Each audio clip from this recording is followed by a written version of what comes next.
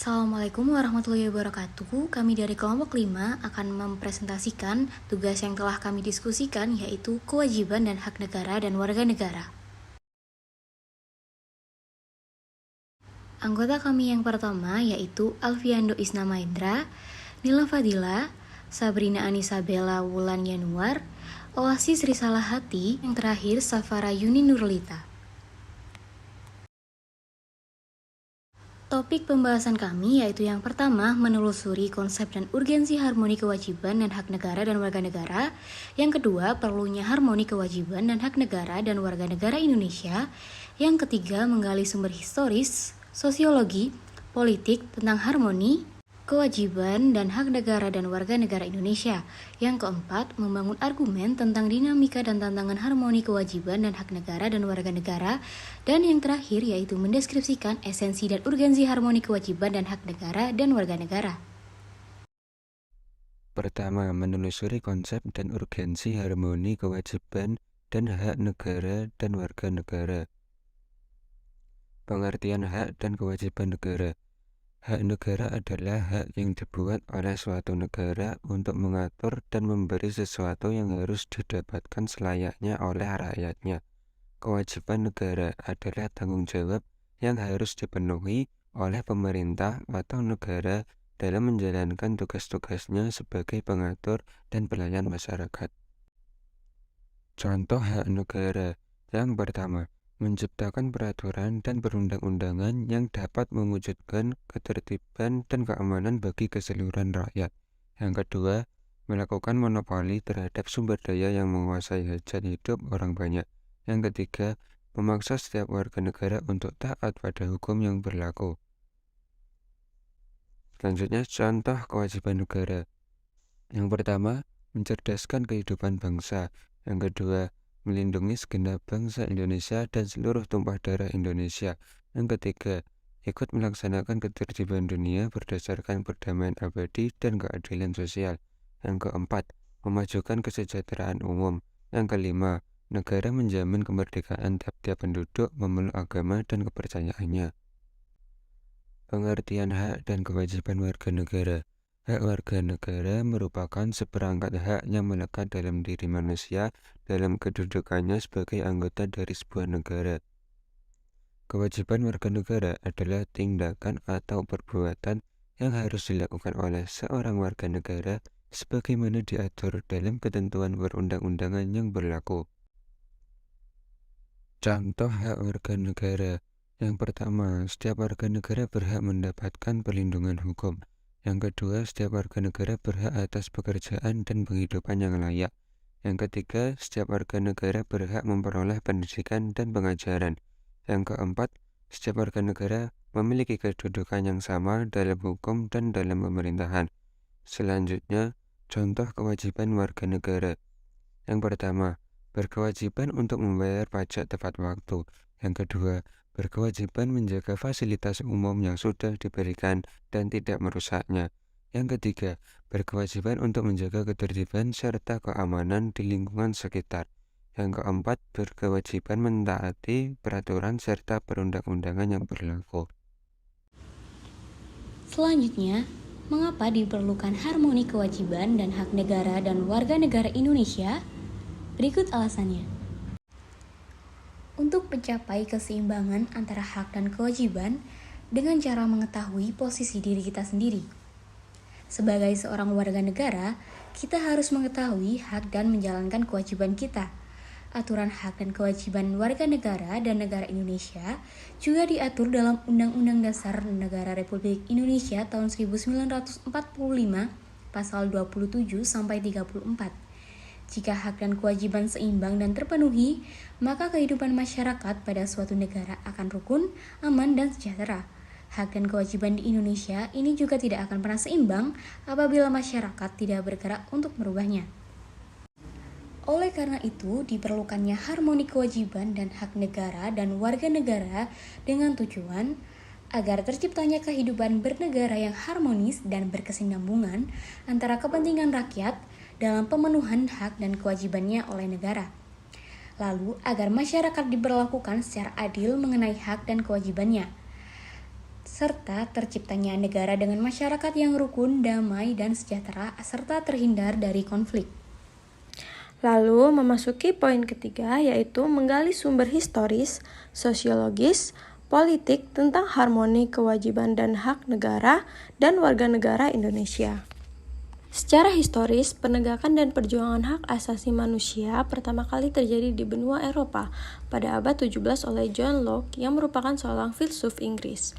Beliau pertama kali mencetuskan keberadaan nilai-nilai hak alamiah yang berada pada setiap diri manusia, yaitu hidup, hak kebebasan, dan hak memiliki. Sedangkan penegakan dan perjuangan hak asasi manusia pertama kali di Indonesia yang tercatat oleh sejarah yaitu perjuangan Raden Ajeng Kartini dan Dewi Sartika dalam memperjuangkan hak-hak wanita. Secara sosiologis, terjadinya gejala sosiologi fundamental di masa lalu menyebabkan terjadinya konflik di tengah masyarakat. Hal ini dinamika permasalahan penegakan hak asasi manusia di Indonesia. Konflik ini kemudian mengakar menjadi perselisihan antar suku, antar umat beragama, antar ras, dan kelas sosial karena disebabkan suatu kebencian sosial budaya yang bersumber dari perbedaan ciri budaya dan nasib yang ada diwariskan oleh sejarah masa lalu atau socio-cultural animosity. Oleh karena itu, Indonesia harus mampu merombak seluruh tatanan kehidupan masa lalu. Masyarakat sipil demokratif harus mengampu mengharmonikan kewajiban dan hak negara dan warga negara dalam pemerintahan. Harus sanggup menjamin keseimbangan antara pemenuhan prinsip kebebasan, kesetaraan, dan persaudaraan. Lalu yang ketiga, sumber politik. Secara politik, hal yang mendasari dinamika kewajiban dan hak negara dan warga negara di Indonesia adalah terjadinya amandemen Undang-Undang Dasar Negara Republik Indonesia 1945 pada era reformasi yang merupakan tuntutan dari berbagai pihak. Tuntutan tersebut didasari oleh Pandangan Undang-Undang Dasar Negara Republik Indonesia tahun 1945 belum cukup mengatur kehidupan demokratif, pemberdayaan, dan penghormatan terhadap hak asasi manusia. Selanjutnya, membangun argumen tentang dinamika dan tantangan harmoni kewajiban dan hak negara dan warga negara. Yang pertama, aturan dasar, ihwal pendidikan dan kebudayaan, serta ilmu pengetahuan dan teknologi. Hak warga negara di bidang pendidikan sebelum amandemen dan setelah amandemen tetap diatur dalam Pasal 31 Ayat 1 Undang-Undang Dasar Negara Republik Indonesia tahun 1945. Bunyinya yang pertama, tiap-tiap warga negara berhak mendapatkan pengajaran. Kemudian di amandemen menjadi setiap warga negara berhak mendapatkan pendidikan. Perubahan kata tiap-tiap menjadi setiap merupakan penyesuaian terhadap perkembangan bahasa Indonesia. Adapun perubahan kata pengajaran menjadi pendidikan dimaksudkan untuk memperluas hak warga negara karena pengertian pengajaran lebih sempit dibandingkan dengan pengertian pendidikan. Perubahan Undang-Undang Dasar Negara Republik Indonesia tahun 1945 juga memasukkan ketentuan baru tentang upaya pemerintah dalam memajukan ilmu pengetahuan dan teknologi. Rumusannya terdapat dalam Pasal 31 Ayat 5 UUD NRI tahun 1945. Rumusan tersebut dimaksudkan agar pemerintah berupaya memajukan ilmu pengetahuan dan teknologi dengan tetap menjunjung tinggi nilai-nilai agama dan memperkukuh persatuan bangsa. Hal lain yang perlu mendapatkan perhatian adalah budaya harus bersiap menyambut perkembangan dan kemajuan iptek. Negara juga wajib memajukan kebudayaan nasional. Semula ketentuan mengenai kebudayaan diatur dalam Pasal 32 UUD NRI 1945 tanpa ayat. Setelah perubahan UUD NRI 1945, ketentuan tersebut masih diatur dalam Pasal 32 UUD NRI 1945, namun dengan 2 ayat. Perubahan ini dilatar belakangi oleh kebutuhan untuk mendapatkan kebudayaan nasional pada derajat yang tinggi. Kebudayaan nasional merupakan identitas bangsa dan negara yang harus dilestarikan, dikembangkan, dan diteguhkan di tengah perubahan dunia. Agar tidak hanyut dalam globalisasi, ada beberapa strategi kebudayaan nasional Indonesia. Antara lain yang pertama, menerima sepenuhnya, yaitu unsur-unsur budaya asing yang sesuai dengan kepribadian bangsa. Yang kedua, menolak sepenuhnya, yaitu unsur-unsur budaya asing yang tidak sesuai dengan kepribadian bangsa. Kemudian yang ketiga ada menerima secara selektif, yaitu unsur budaya asing yang belum jelas apakah sesuai atau bertentangan dengan kepribadian bangsa. Selanjutnya yang kedua ada aturan dasar ihwal perekonomian nasional dan kesejahteraan sosial. Setelah perubahan UUD NRI 1945, judul bab menjadi Perekonomian Nasional dan Kesejahteraan Sosial, terdiri atas 2 pasal, yaitu pasal 33 dengan 5 ayat dan pasal 34 dengan 4 ayat. Salah satu perubahan penting untuk pasal 33 terutama dimaksudkan untuk melengkapi aturan yang sudah diatur dalam sebelum perubahan UUD NRI 1945. Yang pertama, pasal 33 ayat 1 UUD NRI 1945 menegaskan asas kekeluargaan. Kemudian yang kedua, pasal 33 ayat 2 UUD NRI 1945 menegaskan bahwa cabang-cabang produksi yang penting bagi negara dan yang menguasai hajat hidup orang banyak harus dikuasai negara. Yang ketiga, pasal 33 ayat 3 UUD NRI 1945 menegaskan bahwa bumi dan air dan kekayaan alam yang terkandung di dalamnya harus dikuasai negara. Kemudian adapun ketentuan baru yang tercantum dalam pasal 33 ayat 4 UUD NRI 1945 menegaskan tentang prinsip-prinsip perekonomian nasional yang perlu dicantumkan guna melengkapi ketentuan dalam pasal 33 ayat 1, 2, 3 UUD 1945. Selanjutnya, sebelum diubah, pasal 34 UUD NRI 1945 ditetapkan tanpa ayat. Kemudian setelah dilakukan perubahan, UUD NRI 1945, pasal 34 memiliki 4 ayat. Perubahan ini didasarkan pada kebutuhan meningkatkan jaminan konstitusional yang mengatur kewajiban negara di bidang kesejahteraan sosial. Adapun ketentuan mengenai kesejahteraan sosial yang jauh lebih lengkap dibandingkan dengan sebelumnya merupakan bagian dari upaya mewujudkan Indonesia sebagai negara kesejahteraan atau welfare state, sehingga rakyat dapat hidup sesuai dengan harkat dan martabat kemanusiaannya. Dalam rumusan tersebut terkandung maksud untuk lebih mendekatkan gagasan negara tentang kesejahteraan dalam pembukaan UUD NRI tahun 1945 perihal tujuan negara ke dalam realita kehidupan bangsa dan negara Indonesia. Maka, dalam pasal 34 UUD NRI 1945, upaya memajukan kesejahteraan umum lebih dijabarkan lagi ke dalam fungsi-fungsi negara untuk yang pertama, mengembangkan sistem jaminan sosial bagi seluruh rakyat. Yang kedua, memberdayakan masyarakat yang lemah dan tidak mampu. Yang ketiga, menyediakan fasilitas pelayanan kesehatan yang layak. Dan yang keempat, menyediakan fasilitas pelayanan umum yang layak. Yang ketiga, aturan dasar ihwal usaha pertahanan dan keamanan negara. Setelah perubahan UUD NRI tahun 1945, ketentuan mengenai hak dan kewajiban dalam usaha pertahanan dan keamanan negara, pasal 30 ayat 1 Undang-Undang Dasar Negara Republik Indonesia tahun 1945, merupakan penerapan dari ketentuan pasal 27 ayat 3 Undang-Undang Dasar Negara Republik Indonesia 1945. Karena upaya membela negara mengandung pengertian yang umum. Penerapannya adalah dengan memberikan hak dan kewajiban kepada warga negara dalam usaha pertahanan dan keamanan negara. Pasal 30 ayat 2 UUD NRI 1945 menegaskan sebagai berikut. Usaha pertahanan dan keamanan negara dilaksanakan melalui sistem pertahanan dan keamanan rakyat semesta oleh Tentara Negara Indonesia dan Kepolisian Republik Indonesia sebagai komponen utama dan rakyat sebagai kekuatan pendukung. Dipilihnya sistem pertahanan dan keamanan rakyat semesta atau Sishankamrata dilatar belakangi oleh pengalaman sejarah bangsa Indonesia sendiri. Salah satu faktor penting suksesnya revolusi kemerdekaan tahun 1945 dan perjuangan mempertahankan kemerdekaan yang terletak pada bersatu padunya kekuatan rakyat, kekuatan militer, dan kepolisian. Kemudian ciri khas sistem Sishankamrata adalah kedudukan rakyat sebagai kekuatan pendukung, sedangkan TNI dan Polri sebagai kekuatan utama. Upaya mewujudkan kekuatan pertahanan dan keamanan rakyat semesta dibangun dalam 3 susunan, yaitu yang pertama perlawanan bersenjata, yang kedua perlawanan tidak bersenjata, dan yang ketiga bagian pendukung perlawanan bersenjata dan tidak bersenjata. Selanjutnya yang keempat, aturan dasar ihwal hak dan kewajiban asasi manusia.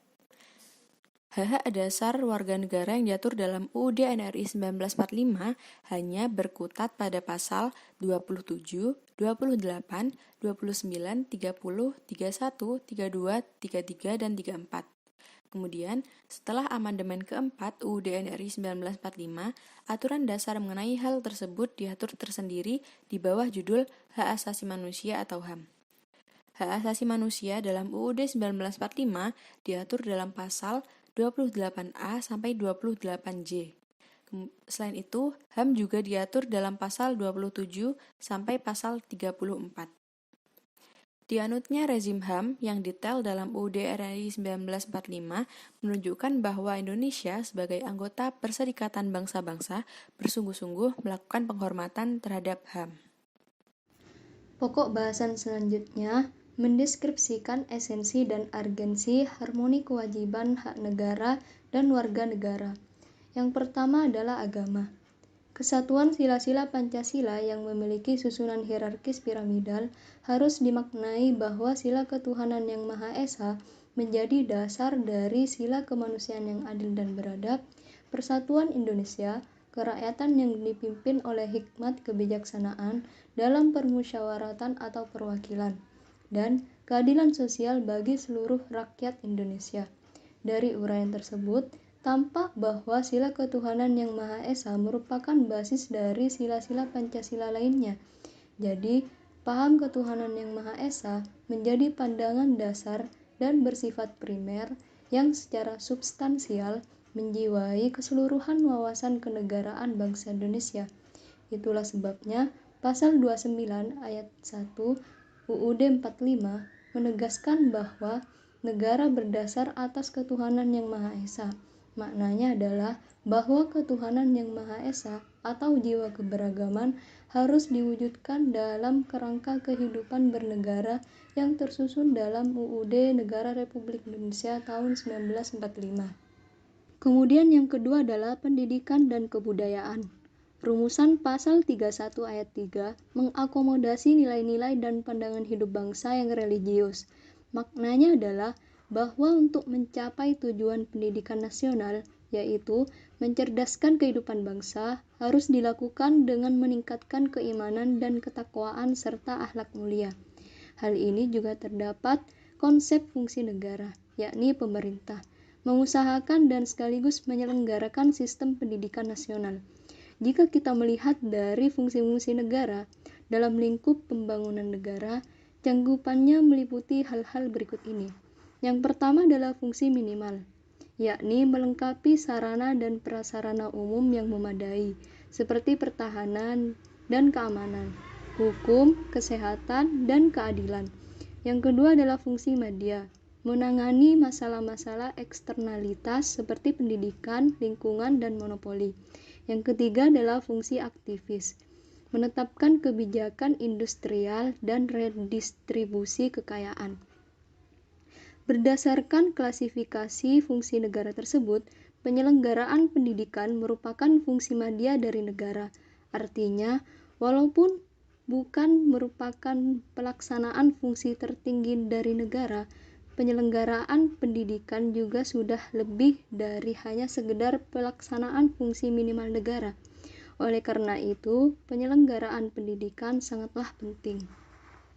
Kemudian yang ketiga, perekonomian nasional dan kesejahteraan rakyat.